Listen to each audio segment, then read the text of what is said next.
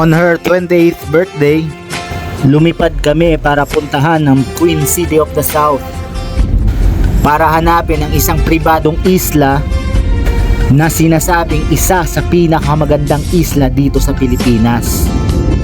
From Manila, it will take you 1.5 hours para makapunta dun sa city.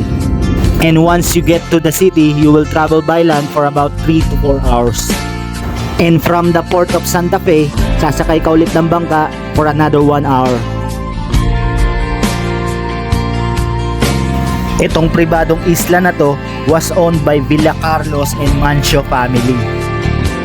Yung mga locals dito tinatawag tong Pulo Biot, which literally means malayong isla. At isa sa mga nakakatuwa rito, pagdating namin, sabi nung mga staff, kami lang daw yung nakabook na tourist. So technically, the island is ours. Solong-solo yung isla.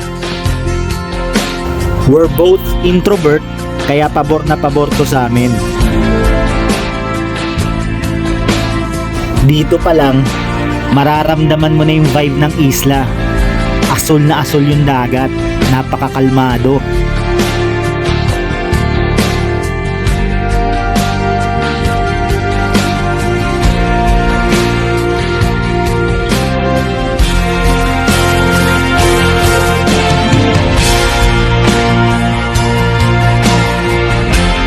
Kaya nag-umpisa na kaming mag-ikot-ikot para malaman kung bakit tinatawag siyang Hidden Paradise of the Queen City of the South.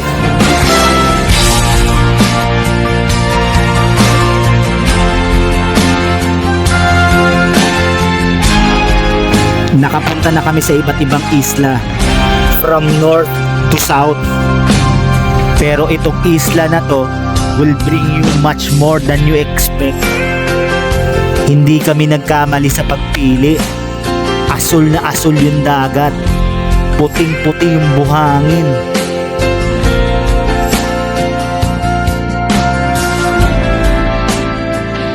Tignan nyo naman yan. Now you tell me kung may mas gaganda pa sa ganitong view. On a beach, on a private island, on her birthday na kayo lang dalawa.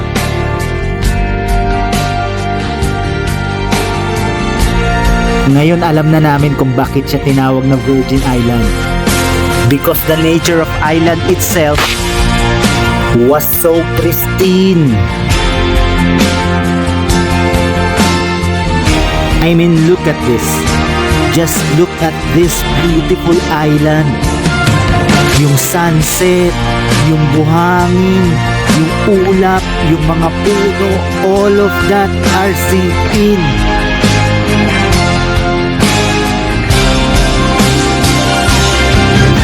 Definitely one of the most beautiful island na napuntahan namin. No doubt.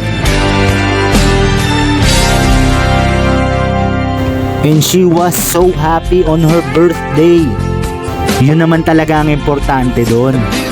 Palagi kayong maglalaan ng oras at araw para sa inyong dalawa lang.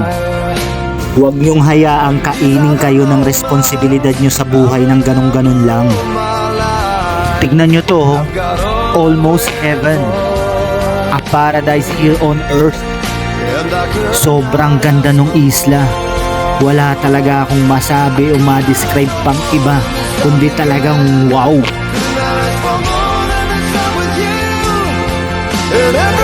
Buong gabi wala kaming ginawa kundi mag-swimming, magkwentuhan, ilang mag-asawa sa mga ganitong pagkakataong kayong mas lalong titibay.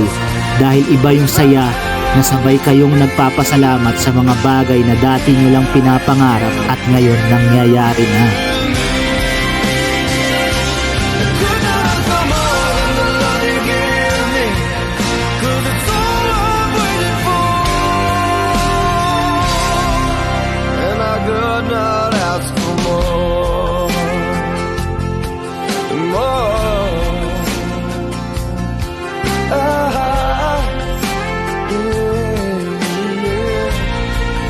And I could not